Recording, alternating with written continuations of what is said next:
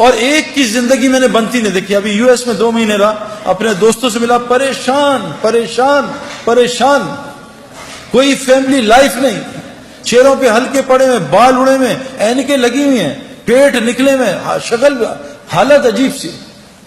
میرے پیاروں, جنید جمشید کی اینڈ آپ نے آنکھوں سے دیکھ لیا.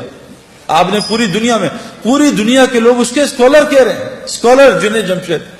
وہ کہاں سے اسکالر آ گیا میرے پیاروں؟ کہاں ناچنے گانے والا, کہاں لوگ برا.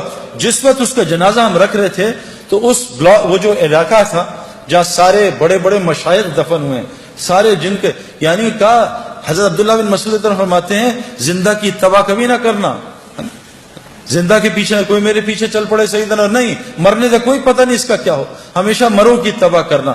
وہاں سارا وہ بلاک ہے جو مرا ہوا ہے, اور کیا ان کا مرنے کے بعد لوگوں کی ہدایت کا وہ ذریعہ بنے ہیں. اس بلاک میں کونے میں جنید کو دفنایا. اس جگہ میں اور جنید کا جو بزنس پارٹنر ہے وہ سہیل, باقی تقریباً سارے علماء اور مفتی اس کے جنازے کو دفنا رہے تھے. یہ عزت میرے پیاروں, علماء اور مفتی کون ہوتے ہیں؟ اللہ کے نبی کے وارث. یہ قیامت کے دن شفاعت کریں گے لوگوں کی. یہ وہ لوگ میرے پیاروں, جنید کا یہ کتنی عزت اللہ نے دی. یہ کیا دنیا کی وجہ سے دی؟ محمد یوسف غیر مسلم, کلمہ پڑھا, مسلمان ہوا. 2 یا 3 سال اس نے کلمہ چھپایا. بعد میں جب یہ ہمارا ایک سفر ہوا سعودیہ کا, میں اس کو مس کر گیا. تو اس سعودیہ کے سفر میں پاکستان ٹیم گئی میچ کھیلنے, تو وہ میچز کینسل ہو گئے. لیکن اللہ نے شاید یوسف کے لیے نظام چلایا تھا. یوسف کو پتا چلا سارے کعبہ دیکھنے جا رہے ہیں, وہاں ٹی وی پہ ہر وقت طواف چلتا رہتا ہے. یوسف نے راشد لطیف سے کہا یار مجھے بھی کعبہ دکھا دو, میری بیوی مسلمان ہے. انہوں نے کہا تمہارے پاسپورٹ پہ تو غیر مسلم لکھا ہے. کہا مجھے مسلمان کر دو تو میں کچھ کر دو. تو یوسف نے مولوی طارق جمیل صاحب کو فون کروایا. مولوی طارق جمیل صاحب کو اللہ جزائے خیر دے, یوسف کی ساری ترتیب بنائی کہ عربوں کو کہا دیکھو یہ میرا آدمی ہے, یہ بہت بڑا کرکٹر ہے, بہت بڑا, اس کا وہ بناؤ, اس کا پیپر, یہ مسلمان ہے, اس کا پیپر بناؤ اور اس کو عمرہ کراؤ. جب انضمام کہتا ہے میں نے یوسف کا ہاتھ پکڑا. ہم تو کیونکہ اتنا پولوشن ہو چکی ہے نا, ہمیں تو نظر ہی نہیں آتا نور, ہم تو پولیوٹڈ ہے نا. جو آدمی گوبر کے میدان میں بیٹھا اس کو گوبر کی بدبو تھوڑی آتی ہے نا. جو آدمی پرفیوم کی دکان میں بیٹھا اس کو خوشبو تھوڑی آتی ہے پرفیوم کی. گاڑی میں بیٹھے, گیلی گاڑی ہے, بدبو آ رہی ہے, 5 منٹ بیٹھے گاڑی کی بدبو ختم ہو جاتی ہے. ہم اتنا ظلم دیکھ رہے ہیں, ہم اتنا آنکھوں سے حرام دیکھ رہے ہیں, ہمیں کچھ نظام نظر ہی نہیں آتا کہ اللہ کا نظام کیسے چل رہا ہے, رزق کیسے ملتا ہے, یہ بیماریاں کیوں آ رہی ہیں, یہ پریشانیاں کیوں آ رہی ہیں. ہم تو سمجھ رہے ہیں سیکیورٹی مسئلہ ہے, ہم تو سمجھ رہے ہیں حکومت والے خراب ہیں. غلط, بکواس, سب غلط. کیونکہ ہماری دل اتنا اندھا ہوا ہے کہ ہم اللہ کو ہٹا کے سب کو کہہ رہے ہیں حکومت نے یوں کر دیا, ڈاکٹر نے یوں کر دیا, پولیس نے یوں کر دیا, فوج نے یوں کر دیا. او بھائی, ہم اتنا پولیس فوج کو بول چکے ہیں کہ ہم فرشتوں کے یقین سے نکل چکے ہیں کہ فرشتے بھی کچھ ہوتے ہیں. ہمیں کتوں کا یقین ہے, آیت الکرسی کا یقین ہے کہ آیت الکرسی سے حفاظت ہوتی ہے. تو محمد یوسف کا ہاتھ انضمام نے پکڑ لیا, اور محمد یوسف کی بیوی کا ہاتھ انضمام کی بیوی نے پکڑ لیا. کہا یوسف میں نے خود یہ ایکسپیرینس کیا ہے, مجھے سعید بھائی نے بتایا تھا, اور یہ حدیث میں آتا ہے کہ جو آدمی کعبے کو پہلی دفعہ دیکھے, اور میں قسم کھا کے کہنے کو تیار ہوں, میں نے کعبے کو پہلی دفعہ دیکھ کے جو دعا مانگی تھی وہ اللہ تعالیٰ نے ایسی قبول کی میں آپ کو بتا بھی نہیں سکتا. یوسف نے ایسے منہ نیچی کیا تو انضمام نے کہا جب میں کعبہ آئے گا تمہیں بتاؤں گا, تو نے میرے لیے ضرور دعا کرنی ہے. اور ہمارے مولوی فہیم صاحب رائیونڈ کے کہ امام حنیفہ رحمۃ اللہ ایک دعا کرتے تھے, اے اللہ میں جو دعا مانگوں وہ قبول ہو جائے. لیکن کہا وہ امام تھے, تم امام نہیں, تم کہنا اے اللہ میں اس سفر میں جو خیر کی دعائیں مانگے قبول کر لینا. یوسف نے جب کعبے کو دیکھا اور یوسف کی بیوی نے کعبے کو دیکھا, دونوں نے چیخ ماری اور اتنا روئے ہیں کہ میں آپ سوچ سکتے کیوں, ان کا دل پاکیزہ تھا, نئے نئے مسلمان ہوئے تھے, ان کو کعبے میں پتہ نہیں کیا نظر آیا جس کو میں اور آپ دیکھنے سے محروم ہیں. واپس آئے, یوسف نے کہا آج کے بعد ایسی کی تیسی, میری کرکٹ جائے, جان جائے, جو مرضی ہو, میں کل میں اناؤنس کروں گا. عبد الوہاب صاحب حاجی سے مشورہ کیا, حاجی صاحب سے, حاجی صاحب نے کہا اعلان کر دے.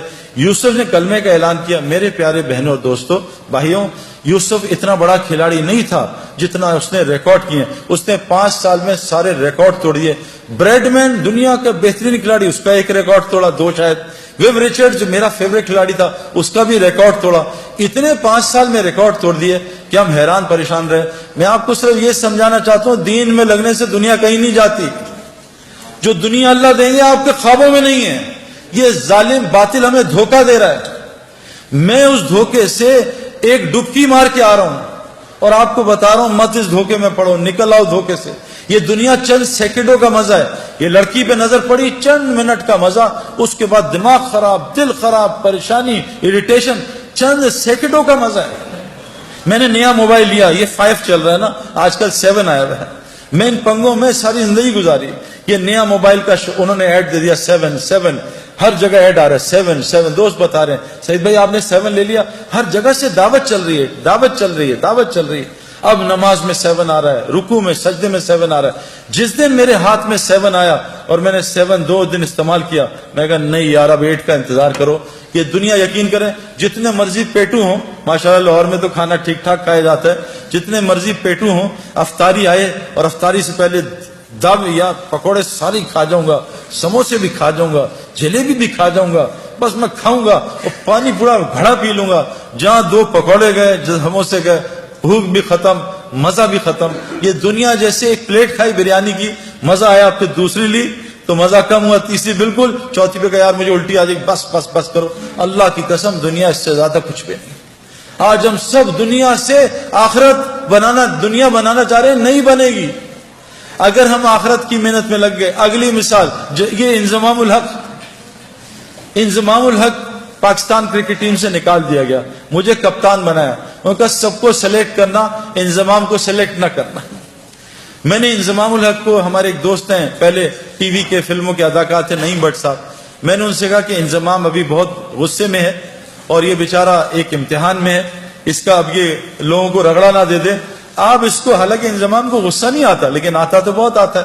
میں کہا انضمام کو لے کے آپ اس طرح کرو کہ آپ چلے جاؤ اللہ کے راستے میں. انضمام نے 10 دن لگائے، سارا غصہ نیچے آیا اور 10 دن لگانے کے بعد اللہ کے راستے میں 10 دن لگانے کے بعد اس کو اللہ نے واپس کپتانی دی اور 5 سال میں پاکستان کے ٹاپ کیپٹنز میں شمار ہونے لگا. پہلے اننگز میں جا کے 326 کیے. میرے پیاروں میں یہ نہیں بتا رہا، یہ کوئی کرائٹیریا نہیں ہے، لیکن جس وجہ سے میں اور آپ ڈرتے ہیں نا میری دنیا جائے گی، واللہ ہماری دنیا وہ بنے گی جو ہم سوچ بھی نہیں سکتے.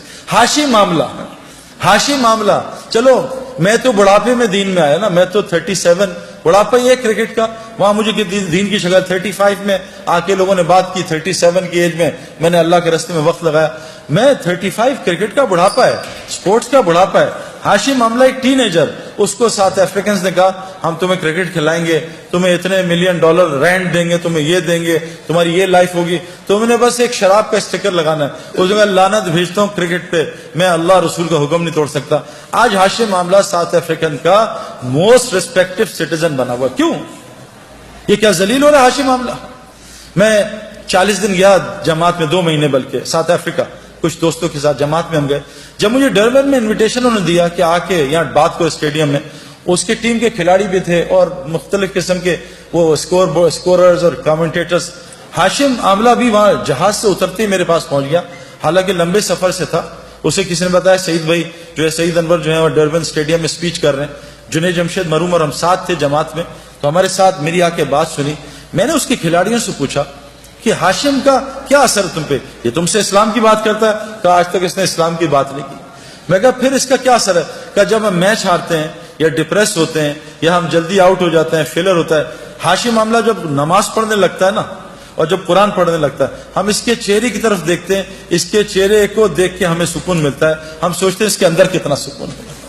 میرے پیارو، مچھلی کو سکون تو پانی میں ملتا ہے، یہ پانی کے باہر تلاش کر رہی ہے. کتنی مثالیں آپ کو دنیا کے دوں. میں نے ان آنکھوں سے میں آپ کو کیا بات بتاؤں کہ جو لوگ تبلیغ کا، دعوت کا صحیح کام کر رہے ہیں. میں نے امریکہ گیا ہوں، میں پوری دنیا پھرا ہوں. اللہ تعالیٰ دنیا میں ان کو، کیوں کہ اللہ نے قرآن میں فرمایا ہے جس کا مفہوم ہے کہ جو بھی نیک عمل کرے گا، چاہے عورتیں ہوں یا مرد ہوں، اللہ قرآن میں کہہ رہے ہیں جو بھی نیک عمل کرے گا، عورت ہو مرد ہو، شرط مومن ہو. اللہ کہہ رہے ہیں لام اور نون قرآن میں جہاں آتا ہے اس کا مطلب ہے اوبلیگیٹری ہو جاتا ہے، اس میں کوئی ڈاؤٹ نہیں ہے. اللہ کہہ رہے ہیں لام اور نون ملا کے کہہ رہے ہیں کہ میں ضرور بالضرور 200% میں اس کو حیات طیبہ کہتے ہیں جنت فردوس کی زندگی کے ایپیٹائزر کو، میں اس کو دنیا میں بسر کرواؤں گا، جنت کی زندگی یہاں بسر کرواؤں گا. آج مسلمانوں پر زندگی جو ہے وہ جنت کے نہیں ہے میرے پیاروں. کیوں کہ آج مسلمانوں میں کیا ہے؟ دیکھو جنت کی زندگی کے علامات ہیں. جہنم کی زندگی کے علامات ہیں. جب سردیوں کے ریکارڈ ٹوٹنے شروع ہو جائیں علامت ہے کہ ٹھنڈی جہنم سانس لے رہی ہے کہ ان کو میرے پاس بھیجو. جب گرمیوں کے یہ جو الگ الگ چیزیں آ رہی ہیں نا وہ اپنی جگہ، میں آپ کو قرآن اور حدیث کی باتیں سنا رہا ہوں. جب گرمیوں کے ریکارڈ ٹوٹنے لگیں سمجھ لو جہنم جو گرم ہے وہ سانس لے رہی ہے، جہنمیوں کو اپنی طرف بلا رہی ہے. آج پوری دنیا میرے پیاروں اس کا شکار ہے. جنت کی زندگی کیا ہے؟ الا قیلا سلاما سلاما، الا قیلا سلاما سلاما. ہمارے اندر سے سلام ہی ختم ہو گیا. جہاں سلام سلام سلام ہو یہ جنت کا ماحول ہے. جہاں گالم گلوچ غیبت جھوٹ بد نظری یہ جہنم کا ماحول ہے. جہاں تو میں لڑائیاں جہنم میں یہی ہوگا. تو نے مروا دیا تیری وجہ سے ہوا، تیری وجہ سے میں فیل ہو گیا، تیری وجہ سے کاروبار میں نقصان ہو گیا. یہ جہنم کی علامات ہیں. جیلوں کا بڑھ جانا، ہسپتالوں کا بڑھ جانا، کورٹ کچہریوں کا بڑھ جانا، مسلمانوں کا آپس میں لڑنا، میرے پیارو یہ علامت جنت کی نہیں ہے. یہ جو تبلیغ کی محنت ہو رہی ہے نا یہ اس لیے محنت ہو رہی ہے کہ ہم ایسی وہ محنت کر لیں جو حضرت محمد صلی اللہ علیہ وسلم نے صحابہ پہ کی. اللہ نے 35 سال کی صحابہ پہ محنت پہ ان کو وہ دنیا دی کہ 70% دنیا ان کے قدموں میں آ گئی تھی. مدینے میں ایک آدمی زکوٰۃ لینے والا نہیں تھا. عمر بن عبدالعزیز جو تابعی تھے ان کے زمانے میں پورے افریقہ میں ایک زکوٰۃ لینے والا آدمی نہیں تھا. میرے پیارو اگر ہم صحیح دین پہ آ جائیں اللہ ہمیں وہ دنیا دے گا جو آپ سوچ بھی نہیں سکتے.